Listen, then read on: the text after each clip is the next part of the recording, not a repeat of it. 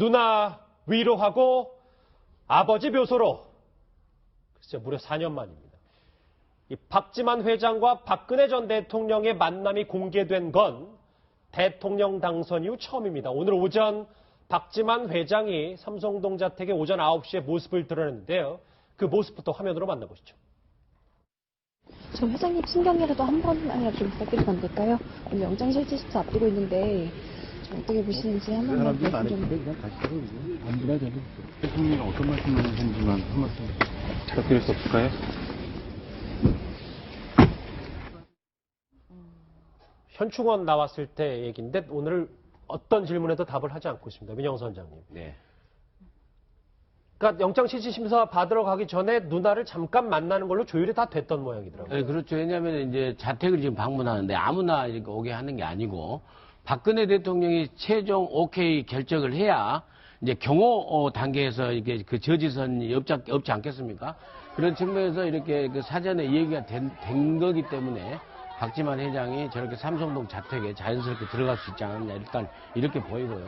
그래서 저는 저 장면에서 박근혜 대통령이 나름대로 굉장히 비장한 정말 그 구속될지도 모른다는 비장한 그런 그 상황에 처해서 이제 동생을 좀 보고 가고 혹시라도 다시 삼성동 자택에 당분간 못 오게 될 경우에는 동생이 좀 이렇게 알아서 이렇게 하도록 하는 그런 어떤 그 교감의 메시지가 아닌가 일단 이렇게 저는 해석을 해봅니다. 예. 예, 실제로 무려 4년 만에 누나와 남동생이 일종의 눈물의 재회를 한 건데 상당한 의미가 있다고 봐야겠죠. 네, 그렇습니다. 근데 저는 박 전 대통령이 왜 동생을 만나려고 했을까 이게 굉장히 궁금했는데요. 박 전 대통령의 심리를 좀 살펴볼 필요가 있을 것 같아요. 예. 박 전 대통령 입장에서 어찌 보면 그 구속 이후 구속되고 난 다음에 실형을 선고받게 될 경우에는 거의 국민들한테 마지막으로 얼굴을 보이는 모습이 될 수도 있거든요. 만약에 실형이 굉장히 많이 나올 중형이 선고가 될 경우에는 앞으로 한참 동안 국민한테 잊혀질 수도 있다 이런 불안감들이 아마 생겼을 것 같고 심리적으로 상당히 불안정한 상태였을 것이다. 그러니까 우리가 이제 이성적으로 판단할 때는 나 이제 임기 동안에 동생하고 거리를 두고 안 만날 거야 이렇게 생각했다 하더라도 예. 이런 정도 심리 상태가 됐을 경우에 굉장히 불안하게 되면 또 아무래도 혈육을 찾게 되잖아요. 그래서 이 박 전 대통령의 심리가 굉장히 좀 불안한 상태가 됐고 마음에 어떤 변화가 생겼다 이렇게 해석이 가능할 것 같아요. 그 이전에 박 전 대통령은 이 본인이 잘못한 게 아무것도 없다 이렇게 얘기하고 또 현실 인식과는 좀 괴리된 어떤 그런 이제 모습들을 보여왔잖아요. 근데 그런 것하고는 조금 다르게 이제는 좀 이러다가는 자칫 내가 구속이 되고 그럴 것 같다라고 하는 불안감들이 굉장히 많이 생겨났을 것 같다. 그런 면에서 이 박지만 씨가 누나가 한번 부르면 만나고 싶다고 하는 얘기를 주변에서 전해 들었을 거고 박지만 씨의 경우에도 누나하고 한번 마지막으로 보는 그런 자리 같은 걸 좀 만들고 싶었다는 그런 얘기가 서로 오가다가 이번 만남이 성사가 된 게 아닌가 그런 생각이 듭니다. 잠시만요. 채널A 카메라에 이제 박지만 회장의 삼성동 자택을 들어갔다 나가는 모습이 아주 자세하게 포착이 됐는데 지금 모습은 이제 오전의 모습이고 아까 뒤에 앞에 봤었던 화면 같이 보실까요? 이제 박근혜 전 대통령 지지자들이 저렇게 박지만 회장을 둘러싸서 지금 보면 팔로 붙잡는 모습 보이고 동생에게 막 하고 싶은 말 그러니까 좀 저렇게 뭐 가지 말아달라 뭐 누나를 좀 잘 잡아달라라는 모습 지금 보시면 저렇게 지지자들이 박지만 회장을 둘러싸는 모습도 화면으로 볼 수 있어요. 글쎄 두 남매가 어떤 얘기를 했는지는 뭐 저희는 정확히 알 수 없습니다만 방금 전에 자유한국당 윤상현 의원이 그 주변에 있었던 얘기를 이렇게 전했습니다. 목소리 들어보시죠. 박지만 회장님은 저하고 어제 통화하고 오늘 같이 오셨는데 따로 뵀어요. 대통령하고 그 부부하고 대통령하고 따로 뵀어요. 그런 눈가에 좀 뭐 그렇게 뭐 말씀 서로 하시죠. 예. 뭐 두 남매끼리 어떤 대화 나눴는지 이런 거는 그거는 모르겠어요. 네, 뭐 박근혜 전 대통령의 눈가가 젖어 있었고 박지만 씨도 눈시울을 붉혔다 이런 얘기가 있던데 그 눈물은 어떤 의미로 해석을 해봐야 될까요? 글쎄요, 그러니까 뭐 약간 운명의 날 아니겠습니까? 그리고 어느 정도는 운명을 좀 직감하고 있는 거 아닌가? 박근혜 전 대통령도 구속을 피하기는 좀 어렵겠다라는 판단을 좀 하신 게 아닌가 이렇게 여겨져요. 예. 그래서 아마 어젯밤 그 잠도 좀 설치신 것 같고, 자 그런 후에 이제 동생도 그래서 좀 불러들인 거 아닌가 싶어요. 그러니까. 어찌됐건 뭐 지금 혈육이라 그래봐야 둘밖에 더 있습니까? 남동생하고 이제 여동생이 있는데 그나마 이제 그 본인이 평상시에 그래도 좀 신뢰를 하는 남동생을 불러서 남동생 부부죠. 부부를 불러서 이야기를 좀 한 것 같고 뭐 별 얘기 있었겠습니까? 뭐 동생 입장에서도 사실은 남동생 입장에서도 뭐라고 좀 이야기할 수 있는 게 별로 없잖아요. 그냥 가서 좀 어떻게 좀 잘 좀 대처하고 오시라. 뭐 이런 정도 얘기 이상을 하기 좀 어려웠을 것 같고 누나 박근혜 전 대통령도 마찬가지죠. 하지만 이제 이심전심이라고 동생에게 어찌됐건 뭐 뒷일을 부탁한다. 뭐 이런 심정 아니었을까 이렇게 생각을 좀 합니다. 그리고 뭐 박근혜 전 대통령을 지지하는 단체들 뭐 오늘도 이제 저 앞에 이제 많이 모여 있고 예. 박지만 회장하고 만나는데 보니까 박지만 회장을 좀 보호하는 듯한 그런 그 모습을 좀 보이네요. 그러니까 이제 뭐 어찌됐건 이 일가를 좀 보호해야 되겠다. 뭐 이런 생각을 좀 하는 게 아닌가 이렇게 생각을 합니다. 근데 오늘 그 박근혜 전 대통령이 그 들어가는 법정으로 들어가는 모습이 제가 이제까지 봐왔던 박근혜 전 대통령의 모습 가운데서 가장 좀 그 쓸쓸한 모습이었다. 그래서 오늘은 굉장히 조금 그 풀이 좀 많이 죽어 있는 그런 모습을 좀 보게 되네요. 아무래도 뭐 저희 지금 전문가 네 분이 말을 하고 계신데도 좀 목소리가 무거울 수밖에 없습니다. 전 사실이 그렇고요. 근데 이제 보니까 박지만 씨 부부만, 박지만 회장 부부만 따로 오늘 유일하게 박근혜 전 대통령과 대화를 한 건데, 최 변호사님. 네. 저 화면을 보면서 많은 분들이 좀 진작 좀 만났으면 어땠을까 하는 생각이 들 수도 있을 것 같아요. 그렇습니다. 제가 이 자리에서 그 얘기를 했던 것 같습니다. 그때도 구속영장 청구될 가능성이 상당히 있기 때문에 그렇다고 하면은 미리 좀 만나는 것이 어떤가 했는데 결국 그 영장실시심사 바로 직전에 만나는 그런 드라마틱한 모습을 보였는데요. 저는 오늘 이 4년의 만남이 어떻게 보면은 화해의 만남이 아니었나 싶습니다. 예. 가장 힘들 때 그래도 피보다 물보다 진한 것 역시 피였다라고 생각을 할 수가 있고 제가 만약에 그 박근혜 전 대통령이었다고 하면 제일 먼저 했을 것이 조카 세연이는 어떤가를 물었을 것 같습니다. 아마 오늘 그 서양이 그 변호사하고 두 부부가 15분 왔는데 대화 정도에서. 그렇죠. 예, 하면서 이제 가족들과의 근황을 물었을 것이고 마지막으로는 내가 아까 그 윤상현 의원이 뭐라고 했냐면은 마음의 준비를 하고 계신 것 같다. 마음의 준비가 뭐겠습니까? 결국 최악의 케이스에 이제 영장실질심사에서 영장이 발부되는 것일 텐데 예. 그와 같은 마음의 준비를 한 이후에 만약에 영장 발부됐을 때의 뒷일을 어쩔 수 없이 가족들한테 부탁할 수밖에 없었을 거 아닙니까? 그렇기 때문에 그러한 부분에 대해서 부탁했을 테고 어떻게 보면 그 박근혜 전 대통령에게 다행스러운 것은 이 올케가 서양이 변호사입니다. 그렇기 때문에 가족들이 따로 그 면회할 것 없이 그 경우에 따라서 영장이 발부된다고 하면은 서양이 변호사가 추가적으로 변호사 선임을 할 이제 가능성이 원래 있었던 대리인단 그렇죠. 변호인단들 플러스 말고. 알파가 될 가능성이 있는데 어떤 서 변호사의 역할이 앞으로 상당히 중요하지 않을까 싶습니다. 예, 저희가 뭐 키워드로 확인해 볼 테지만 지금까지 보신 것처럼 민 원장님, 박지만 씨 부부가 삼성동 자택을 찾아서 누나를 좀 위로한 다음에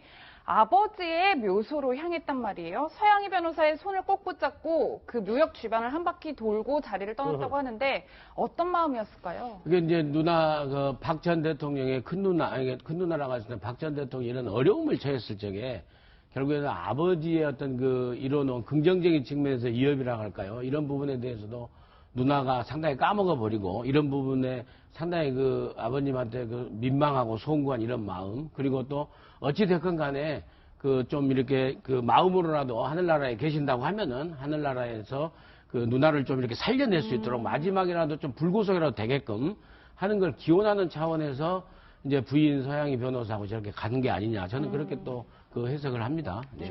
방금 전에 최 변호사님 말씀하셨지만 화해의 자리였다. 이 말이 저는 맞을 것 같아요. 화해의 자리. 네. 그러니까 박 전 대통령 입장에서 박지만 씨를 만났을 때 저는 제일 먼저 했을 법한 말이 미안하다.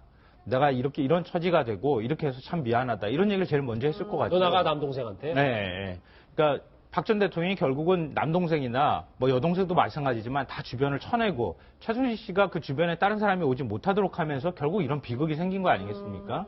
근데 그런 면에서 차라리 동생하고 같이 관계를 좀 더 유지하고 좋은 관계를 만들어 갔으면은 이런 일이 벌어지지 않았을 텐데 서로 간에 또 오해도 있을 법한 상황이었고요. 박지만 씨가 정윤회 문건파동 터졌을 때 뭐 미행당했다 뭐 이런 얘기까지 나오고 그랬잖아요.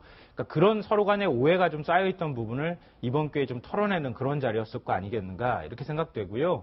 뭐 그런 면에서 저도 마찬가지지만 형제들끼리는 서로 아주 그 오묘한 감정들이 있거든요. 투닥투닥 싸우기도 하고 또 그거 애틋한 마음도 있는데 오늘 이제 그 박정희 전 대통령 묘소 참배를 했던 것도 그런 어떤 형제들 간의 애틋한 마음을 같이 좀 공유를 해서 그러니까 돌아가신 분이지만 아버지한테 가서 우리 이랬습니다 이렇게 말하고 싶은 그런 어떤 심리가 생겨나지 않았을까 그런 이제 생각을 해봅니다. 그렇죠. 이제 박지만 씨 같은 경우는 이제 육군사관학교 생도 3학년 때 아버지까지 잃고 이제 사실은 큰 누나가 엄마가 아버지 부모 역할을 대신 해야 되는데 굉장히 야속한 생각도 많이 들었을 거예요. 너무나 그 최씨 일가한테 해서 동생은 심했지 않았느냐 하는 그런 그 주변의 평가사이 있는 게 아닙니까? 근데 그럼에도 불구하고 박지만 회장은 큰 누나 입장에서 그걸 좀 받아들이고 큰 누나를 애써 이해하고 이렇게 품어 안아주려고 하는 그런 남동생으로서의 그런 자세를 보이는 것 같아요. 그러니까 누나를 위로하고 아버지 묘소가 뭐 여러분들이 말씀하셨던 것처럼 다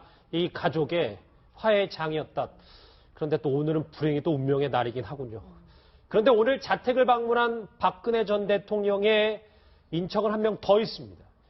박근력 이사장의 남편이 신동욱 총재인데 그 모습부터 한번 보시죠. 오늘 뭐 어떤 마음으로 오신 거예요? 아니 어떤 마음 마지막까지 가족이 도래하고 싶어요. 가족에 도래하고 싶어요. 제일 중요한 게 가족이 도래하고 싶어요. 박근영 씨는 아직 안 오신, 오늘 아예 안 오신 거예요? 우리 아내는 집에서 그냥 조용히 기도하고 계시고 대통령께서 찾으시면 오시는 게 맞지만 진짜 안 오시면 아까 박 대통령 나가는 거 보셨어요? 손만 봤어요. 손만 봤어요. 그 느낌이 어떠셨어요? 정말 내 마음 같아서는 난 내가 만약에 구속이라는 아주 불행한 일이 벌어진다면 난 내가 대신 구속됐으면 좋겠어. 박 대통령 대신. 왜냐면 나는 내가 실제로 난 그 생각을 해봤잖아. 그리고 여러분들 잘 알지만 난 굉장히 강성이에요. 강한 사람. 알죠. 근데 나도 힘들더라고. 그 감옥 생활이 진짜 힘들었어. 그러니까 우리는 연락처가 없어. 연락처가 아예 없으시고. 저기 대통령 쪽에서 연락 오지 않으면 우리는 연락할 길이 없어. 그러니까 진짜 일방적인 상황이네요, 지금은. 우리는 짝사랑 부부지. 짝사랑. 네, 뭐 연락할 길이 없다 이렇게 말을 하고 있는데 박지만 씨가 딱 등장하니까 취재기자들이 박근영 씨는 어디 있나 이런 의문점이 많았는데 오늘 박근영 씨는 보이지 않았어요. 그렇죠. 뭐 당연히 찾게 되죠. 그러니까 이 박지만 회장이 왔는데 그러면 이제 여동생 박근영 씨도 오지 않을까. 오늘 같은 날에는 이제 누구라도 그렇게 생각을 하는 거죠. 그리고 뭐 박근영 씨 이 부부가 최근에 사실은 태극기 집회에도 나가서 또 이 박근혜 전 대통령하고 만나고 싶다라는 그 의사도 아주 굉장히 표현을 여러 차례 하지 않았습니까?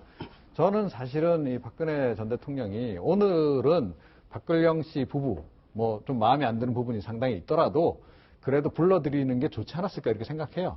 그래서 잠깐이라도 뭐 이렇게 이야기를 좀 나누고 박지만 회장하고 뭐 길게 한 15분 얘기했다면 박근영 부부하고 한 5분 정도 얘기를 하더라도 불러서 조금 이렇게 좀 가족이 다시 좀 이렇게 재화합하는 그런 모습을 좀 보였더라면 훨씬 더 좋지 않았을까. 그리고 본인에게는 굉장히 중요한 순간 아니겠어요? 사실은 뭐 이제 구속이 될지 안 될지는 모르겠습니다만 구속이 되지 않더라도 오늘 같은 날은 뭐 좀 각별한 날 아니겠습니까? 그러니까 이런 것을 계기로 해서 가족하고의 관계도 좀 복원시키는 그런 모습을 보였더라면 국민들이 훨씬 더 좀 좋은 마음으로 바라보지 않았을까 이런 생각이 좀 듭니다. 그러니까 이제 오늘 이제 이르면 내일 새벽에 결정되는 박 전 대통령의 구속 여부 그것과 상관없이 앞으로 박근혜 전 대통령이 동생 박지만 회장과 서양희 변호사는 이제 자주 연락하고 뭔가 도움을 받겠다는 의지는 오늘 보인 거네요.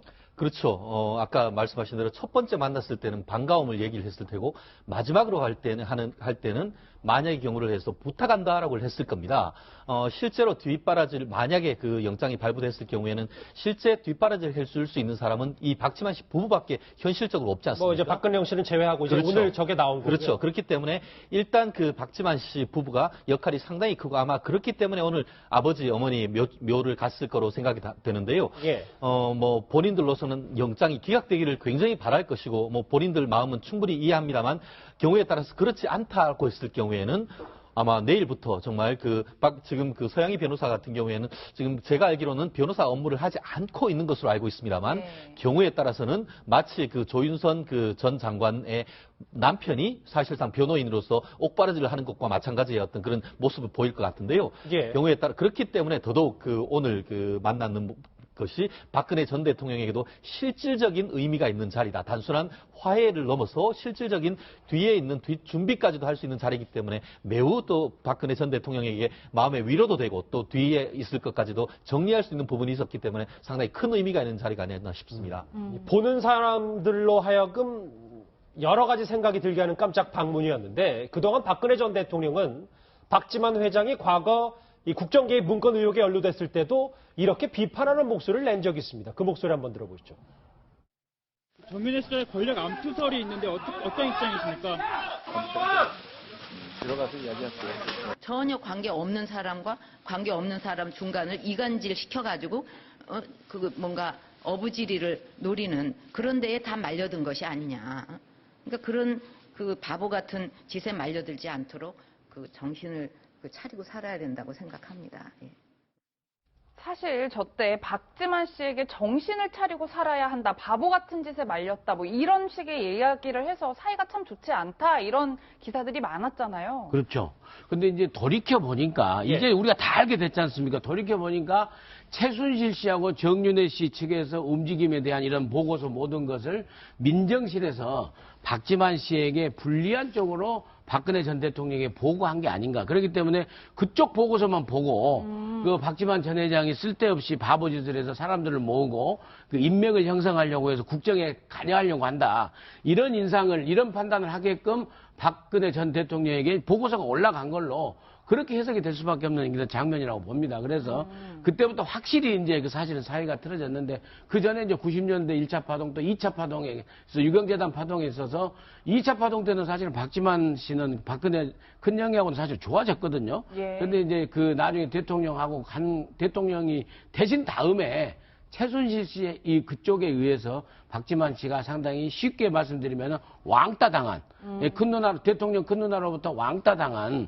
그런 상황이 일정 기간 전개됐지 않았나 이렇게 평가되어집니다. 오늘 남동생이 전격적인 방문이 있기 전까지 두 사람의 관계를 알 수 있는 대화들은 참 많았었어요. 화면으로 한번 보시면 박지만 회장이 누나가 청와대에 있는 동안 절대로 가지 않을 것이다. 공교롭게도 좀 역설적으로 저 말은 어떻게 지켜지게 됐네요. 이제 박근혜 전 대통령이 청와대 나왔을 때 들어간 셈이 됐으니까 삼성동 자택을. 그리고 누나인 박근혜 전 대통령은 제가 오지 말라고 했나요? 동생이 먼저 안 오겠다고 했어요. 라는 얘기를 해서 글쎄 오늘 만남도 그래서 더 의미가 있어 보여요. 저 대화를 보면. 그러니까 이 두 대화를 보면은요 중간에 누군가가 껴있는 거예요. 그러니까 최순실이라고 하는 사람이 거의 껴있을 가능성이 매우 높다. 저는 그렇게 보는데요. 이런 거를 우리가 뭐 이건 비속어는 아니니까 이간질이라고 표현하죠. 시쳇말로. 시쳇말로. 그러니까 이 지금 박 전 대통령하고 박지만 씨 사이에서 이런 역할을 할 수 있는 사람은 최순실밖에 없다. 그러니까 예컨대 2012년 8월 무렵이었나요? 그 당시 이제 새누리당에서 대선 후보 경선이 들어갈 고무렵쯤이었는데 그때 서양희 변호사를 내쳐야 한다. 측근 비리 척결하는 문제에 대해서 대책을 마련해야 된다. 최순실 씨가 박 전 대통령한테 얘기하는 게 그게 녹취 파일로 나오기도 했잖아요. 그런 것처럼 이 박지만 씨와 관련해서 최순실 씨가 끊임없이 다른 얘기를 했을 것 같고 이 박 전 대통령은 굉장히 폐쇄적인 생활을 하고 또 폐쇄적인 방식으로 국정을 운영해 왔잖아요. 그러니까 수석이라든가 비서실장조차도 박 전 대통령을 만나기 어려울 정도. 그런데 최순실은 보안 손님으로 청와대를 들락날락하는. 이러다 보니까 박 전 대통령한테 왜곡된 정보가 들어갔을 가능성이 매우 높고 그러면서 서로 간에 어떤 마음의 상처를 입을 만한 계기가 아마 틀림없이 있었을 것 같아요. 그러니까 박 전 대통령이 동생이 먼저 안 오겠다고 했지 않느냐 이렇게 얘기했다는 건 뭐냐면은 동생 입장에서 서운합니다 이렇게 얘기를 하니까 박 전 대통령이 그럼 안 들어오려면 들어오지 마 이런 식의 얘기가 됐다는 얘기거든요. 그러니까 지금 이런 문제에서 가장 큰 비극을 만든 것은 결국은 박 전 대통령이 물론 이제 동생을 너무 가까이 두는 것도 문제지만 최순실이라고 하는 사람 자기 사리사욕을 취할 수 있는 그런 위험성 있는 사람을 옆에다 두고 계속 그 사람과 함께 행동하고 그 사람 얘기만 귀담아 들었다. 그게 이제 지금의 비극인 것 같아요. 그 남매 간의 이간질에 대해서 한 30년 전의 역사로 또 다시 돌아가요. 사실은 그때도 이 박지만 씨가 이제 마약으로 해서 막 그 감옥 생활하고 이렇게 했지 않습니까? 그 어렵게 처할 적에 큰 누나가 박지만 씨를 완전히 방치해버린 거예요. 그래서 주변에서 굉장히 비판이 심했거든요. 그런 적도 있었고. 최 씨 일가가 너무 양 남매를 갖다 이간질 시켜가지고 이런 게 아니냐. 그러면은 그 최 씨 일가가 아무리 그러더라도 큰 누나가 한 번이라도 그 박지만 동생을 찾고 했어야 되는데 그마저도 안 했다는 그 비판이 그 당시에도 굉장히 많았습니다. 30년 말씀하십시오. 지금 말씀하신 게 그거잖아요. 박지만 씨가 마약으로 계속 계속 뭐 입건되고 한 6차례 정도 그런 일이 있었는데 영등포 구치소에 박지만 씨가 들어가 있을 때 박 전 대통령이 단 한 번도 면회를 안 갔다는 거잖아요. 그렇죠. 네. 너무 매정하다. 이런 얘기가 나왔었고 박 전 대통령이 커트칼 피습 당했을 때도 그때 이제 전효국 전 의원이 이제 진술을 한 걸 보면 전효국 전 의원하고 박지만 씨가 들어와 가지고 서양희 변호사하고 그 병원 특실이니까 바깥에 응접실에서 이제 대기를 하고 있었던 거예요. 누나를 만나러 들어가요. 가방 들고 왔었다면서요. 네. 그러니까 그 생활 필수품이라든가 뭐 속옷 이런 거 뭐 여러 가지 챙겨왔겠죠. 그럴 때 두 남매가 쑥 하고 들어가더라는 거잖아요. 그게 최순실, 최순둥 남매였는데, 그 자매였는데, 그거 보고 박지만 씨가 격분해가지고 서영희 변호사한테 우리 그냥 가자. 누나는 우리를 보고 싶어 하지 않는 것 같다. 이런 식의 이제 얘기가 있었다는 거 아닙니까? 예. 참, 이 남매 30년 질곡이 오늘 그 한 10분간의 대화에서 얼마나 무게감 있는 대화가 나왔는지는 아무도 모르겠죠. 두 남매를 제외하고요. 근데 동생은 박 전 대통령의 관계가 소원했어도 이 박지만 회장은 뒤에서는 남모르게 걱정을 좀 많이 했던 것 같습니다. 박영선 의원의 증언입니다. 임기춘 비서실장이 비서실장으로 발령받기 한 일주일 전에 박지만을 만났던 것으로 알고 있습니다. 박지만 측에서 임기춘 실장에게 이런 정윤회와 최순실 쪽 이야기를 하면서 이 사람들과 누나의 관계가 이렇기 때문에 앞으로 아버지의 어떤 그 추모 사업과 관련된 부분을 실장님이 맡아줘야 되는 것 아니냐. 이 박지만 씨가 누나가 걱정이 많이 돼서 임기춘 실장을 만나가지고 그런 이야기를 했던 것으로 저는 전해 들었습니다. 거기에 참석했던 사람을 제가 박지만 씨 말고 또 한 사람이 있습니다. 네, 뭐 실제로 박지만 씨가 생활비라도 보태고 싶다 이런 말을 했었는데 어쩌면 부인 서양희 씨가 실질적으로 법적인 도움을 줄 수도 있겠다 이런 생각이 들어요. 예. 뭐 그럴 가능성이 이제 높기도 하고 또 사실은 그렇게 하는 게 정상이죠. 그러니까 이제 박근혜 전 대통령은 자연인 아닙니까? 자연인이라고 한다면 뭐 형제 간에 뭐 형제 중에서 뭐 예를 들어서 뭐 그런 법조인이 있다 그러면 도움 받는 게 당연하고 그렇게 저는 하지 않을까 이렇게 여겨져요. 그런데 이 조금 전에 이제 나온 그 박영선 의원의 이제 저 발언은 상당히 배경이 있는 얘기고요.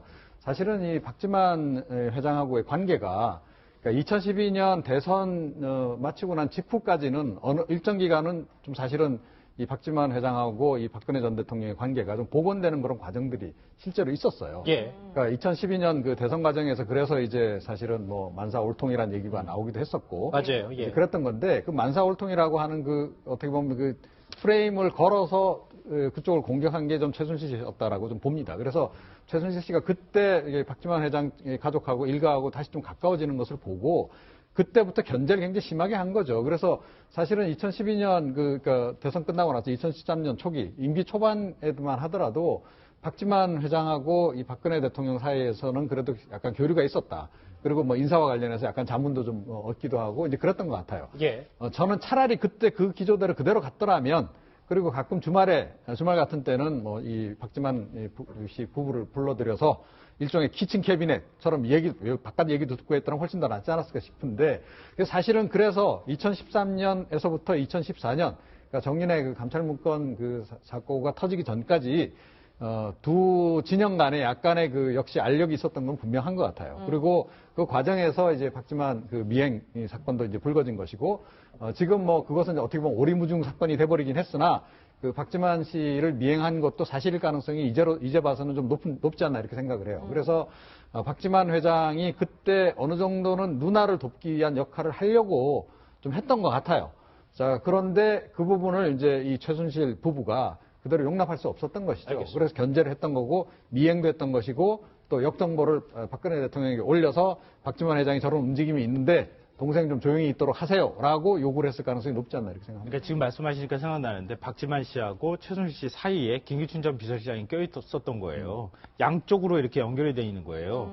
그래서 최순실 쪽에서 김기춘 전 비서실장한테 늙은 너구리라고 불렀던 게 아마 그런 배경에서 나온 거 아니에요? 이제 우리가 그런 추정을 좀 해보고. 그런데 그 얘기는 사실은 제가 보기에는 잘못 이야기를 한 거죠. 박지만 회장이 상황을 정확히 몰랐던 거예요. 그러니까 김기춘 전 비서실장하고 최순실 씨하고의 오랜 관계 이런 부분을 사실은 좀 충분히 감지를 못한 상태에서 그래도 김기춘 실장 정도면 균형을 잡아줄 수 있지 않을까 생각해서 부탁을 한 건데 사실은 김기춘 실장은 기본적으로 최순실 씨 편 아니었습니까? 우리가 봤듯이. 네. 이제 화면 봤을 때 이제 남동생의 이제 누나의 이제 집을 찾은 것 말고도 저 서양희 변호사가 사실은 공식석상에서 이제 박근혜 전 대통령 정권이 들어선 이후에는 아예 뭐 몸을 낮춘 상태에서 했단 말이에요. 근데 오늘 모습을 드러낸 것도 서양희 변호사나 박지만 회장 입장에서 상당히 의미 있는 일이라는 얘기가 있어서요. 그렇습니다. 지금 우리 변호사들은 제 이름도 마찬가지지만 치면은 인적 사항이 다 나옵니다. 근데 저희가 확인을 해봤더니만 서양희 변호사가 지금 현재 변호사 휴업이라고 나옵니다. 휴업. 예, 아시다시피 2012년 대선 전후에서 만사 올통이라고 해서 서양희 전 변호사가 몸담고 있던 변호사 이 법률사무소를 중심으로서 사람들이 많이 모여들고 하니까 이게 박근혜 전 대통령에게 부담이 될까봐 본인이 그냥 다 탈탈 털고 그냥 홍콩인가 가버렸었죠. 예. 그 과정에서 아시다시피 아이도 낳고 하면서 그 조카를 박근혜 전 대통령이 굉장히 귀여워했다 그런 후문이 있었죠. 결국 그럼에도 불구하고 지금까지 4년이 이르도록 같이 보지를 못했는데 오늘 한번 본 계기로 해서 그 관계가 회복이 된다라고 한다고 하면은 말씀드렸듯이 변호사로 새로 휴업을 개업을 하면서 박근혜 전 대통령의 변호인으로 계속할 가능성이 있다고 한다고 하면은 서양희 변호사의 역할이 단순히 변호사뿐만 아니고 가족 관계를 회복하는 사다리로서의 역할을 가능할 가능성이 있기 때문에 서 변호사가 얼마나 어떤 역할을 할지 주목이 되는데요. 아까 지금 보면은 시아버지 시어머니 되는 정의 전 대통령 묘소에 갔을 때 있는 모습을 봤더니만 상당히 비통한 그런 모습을 봤습니다. 그렇다고 한다고 하면은 본인의 이제 어떻게 보면 시누이 되는 박 전 대통령에 대한 마음이 상당히 애틋한 것 같은데 전면에 나서든지 아니면 뒤에서도 어떤 법적인 역할을 할 가능성은 충분히 있지 않을까 싶습니다. 과거 서양희 변호사가 한 2년 전쯤인가요? 한 언론과 인터뷰를 가진 적이 있는데 저희가 뉴스특급이 음성 대역으로 그 목소리를 소개한 적이 있습니다. 오랜만에 그 목소리 대역으로 준비했습니다. 들어보시죠. 정치에는 전혀 관심이 없습니다. 형님 박 대통령과는 전화통화도 하지 않습니다. 정치인 집안의 남자와 결혼했을 때부터 오해하시는 분들이 많았습니다. 하지만 분명히 말씀드리면 정치에는 전혀 뜻이 없습니다. 이제 제 주변엔 저를 있는 그대로 봐주는 사람들만 남아서 좋습니다. 저에게 다른 기대를 품었던 사람들이 정리되니 주변이 맑아졌다고나 할까요?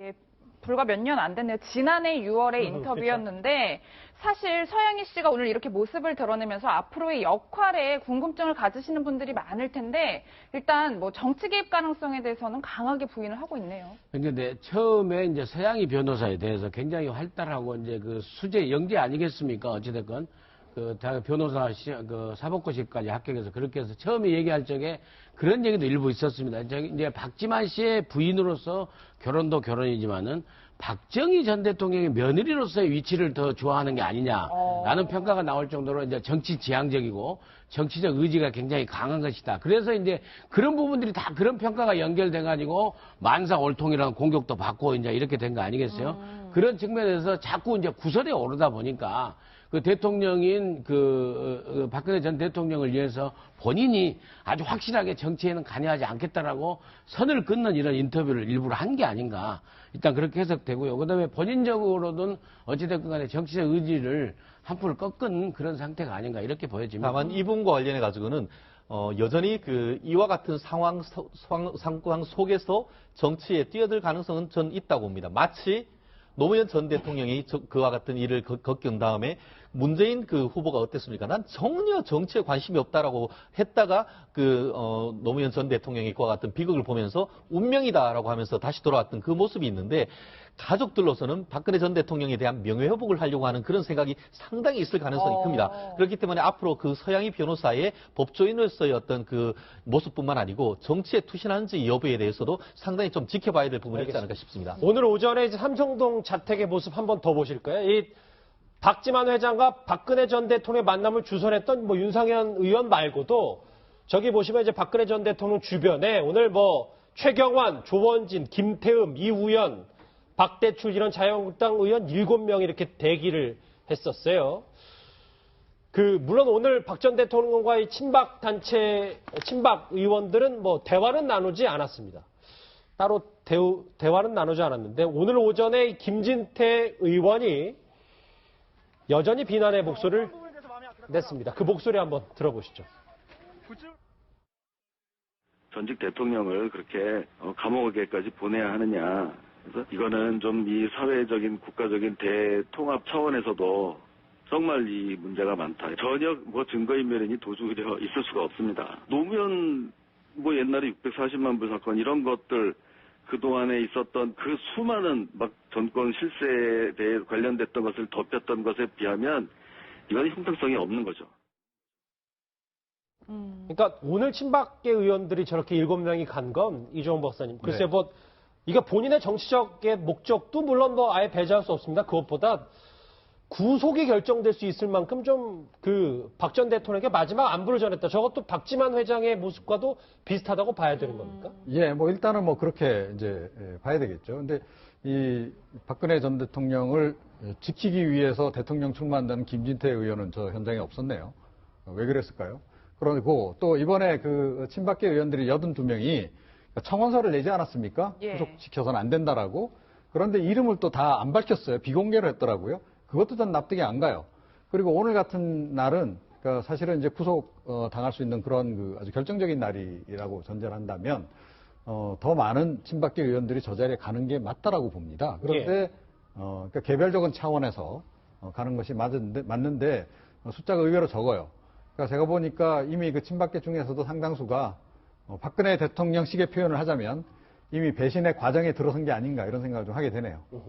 예, 제가 보기에도 아무튼 하여튼 민정수석을 지내신 분들이라든지 또 현직 의원으로서 어찌됐건 같이 했던 정치하면서 배지를 달았던 그런 분들은 다 인간적 도리로 가야 되는 거 아니겠습니까? 윤상현 의원은 이제 박지만 씨 육사 동기분들에게 제가 들은 얘기인데요. 평소에도 워낙 이제 박지만 회장의 육사 동기들하고 있으면은 형님 하면 이미 선언했지 않습니까? 해수부 장관 하셨던 분으로서. 그럼에도 불구하고 오늘 저 자리에 가서 저렇게 당분간 삼성동 자택에서 올지도 못 올지도 모를 그런 상황에서 배웅하는 유기준 전 장관 의원의 모습이라든지 저런 인간적인 모습을 보여주기 위해서는 다 가야죠. 박근혜 전 대통령 때문에 지난 정말 10년 동안에 그 대구 경북 지역에서 또 수도권에서 그 배지 달고 이렇게 정치적으로 편안하게 살았던 양지바른거에 살았던 사람들은 인간적 도로로 저기 가서 20-30명이 다 가서 인사를 하고 물론 정치적인 결사체와 전혀 별개로 그런 측면에서 안 가신 분들도 잘못이지만 또 박근혜 대통령도 얼마나 평소에 저렇게 잘못했으면 했을까 하면서 상당히 저 모습을 보면서 애롭고 쓸쓸한 저 모습을 보면서 저는 그 느낌이 좀 씁쓸해요. 예, 친박들 행태가. 그러니까 저 김성환 평론가님, 저 김태흠, 유기준 이런 분들은 오늘 처음 모습을 드러낸 거잖아요. 네네.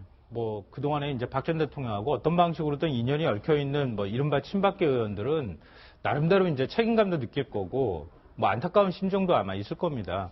앞서 말씀하셨던 것처럼 친박계 의원들이 더 많이 나왔어야 하는데 덜 나왔다. 이거는 제가 볼 때는 분석이 맞다고 봐요. 이제 천천히 이제 아마 등을 돌릴 겁니다. 언젠가는 제가 볼 때는 박지만 씨하고 서양이 2명만 남게 되는 때가 오지 않을까. 그러니까 박 전 대통령이 그래서 마지막에 혈육인 동생한테 뭔가 부탁을 하거나 화해의 어떤 제스처나 이런 것도 취하지 않았을까 이런 생각이 들고요. 그리고 저는 김진태 의원의 발언이 굉장히 부적절하다고 생각하는데요. 김진태 의원이 지금 대선 출마 선언을 했잖아요. 당내 경선을 뛰고 있고 내일이면 이제 후보로 누가 될지 이제 결정이 나는 상황인데 대선 출마를 선언한 후보의 입에서는 좀 아무리 이제 정치적인 말이라 하더라도 국민들한테 눈살 찌푸리는 얘기는 좀 하지 말았으면 좋겠는데 예를 들면 박 전 대통령을 나중에 어느 시점에 가서 우리가 얘기할지 모르겠지만 정치인이 그냥 노무현 이렇게 부르는 게 이게 과연 맞는 표현인지 이것도 좀 의문이고요. 옛날에 640만 달러 받았다고 하는 것도 이 노무현 전 대통령이 불행한 최후를 맞게 되는 그것으로 공소권 없음 결정이 난 겁니다. 그렇게 마지막 이제 인생을 그렇게 마무리 지은 분을 이런 문제를 끌어 들여가지고 꼭 굳이 비교를 해야 되는가. 이건 굉장히 저뿐만 아니라 많은 분들이 적절하지 못한 비유라고 생각을 할 것 같고요. 박 전 대통령이 죄가 없다면 죄가 없는 부분에 대해서 소명하고 해명하면 되는 것을 왜 자꾸 이전에 있었던 비참하게 불행하게 최후를 맞으신 분 얘기까지 끄집어내가지고 자꾸 비교하는가. 이것 자체가 오히려 국민 분열을 조장하는 행위라고 저는 생각합니다. 알겠습니다. 오늘 오전에 있었던 박근혜 전 대통령의 전격적인 방문 얘기를 해봤고요.